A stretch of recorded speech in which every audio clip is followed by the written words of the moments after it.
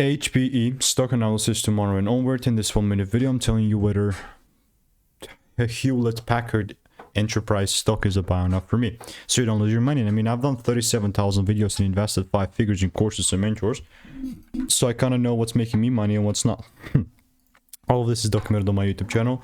I mean, Hewlett Packard stock, like, I was very open-minded for belongs, like I did before 2 times here. But look, if the rules were not met, I'm obviously not taking things up, and the price just kept melting. One thing that I'm gonna say is that this stayed from here, and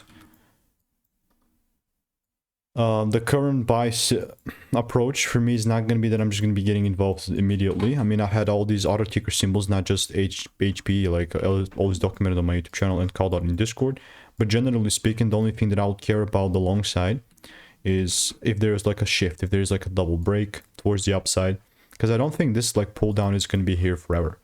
I mean, now it could be the season, but I just need more data to access this thing from here moving forward, right? If the rules are not met, then I'm just not gonna buy, right? That's really that simple. So if you want to make more money in a simple way, click the first link in the description, and I'll see you in the next one. Goodbye.